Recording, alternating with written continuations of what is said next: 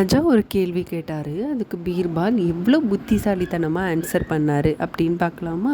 So ஒரு நாள் ஒரு சபையில் ராஜா தன்னோட 3 விரலை இப்படி ஒசத்துனும் போது எல்லாரும் ஆச்சரியப்பட்டு பார்த்தாங்க. அப்போது என்ன பண்ண போகிறாரு ராஜா அப்படின்னு எல்லாரும் முழிக்க ஆரம்பிச்சிட்டாங்க.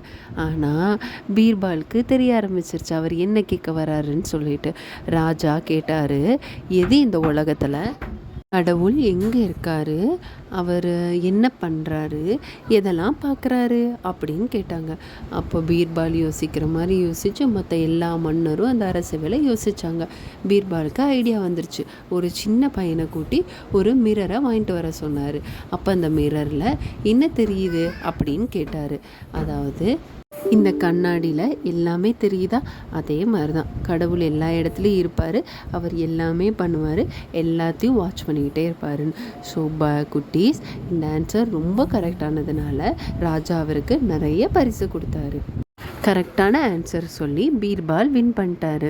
ஸோ நம்ம எப்போ தப்பு பண்ணாலுமே கடவுள் அங்கே இருக்கார் இங்கே இருக்காருன்னு அம்மா அப்பா சொல்லுவாங்க இல்லையா, அது உண்மை தான். எங்கே இருந்தாலும் நம்மளை பார்த்துக்கிட்டே இருப்பாங்க. அதனால் அம்மா அப்பாவுக்கு சொல் பேச்சை கேட்டு ஒழுங்காக நடந்துக்கணும் குட்டீஸ். இந்த கதை பிடிச்சிருந்தா லைக் பண்ணுங்கள், ஷேர் பண்ணுங்கள், சப்ஸ்கிரைப் பண்ணுங்கள். பை குட்டீஸ், சீக்கிரம் தூங்குங்க. Good night.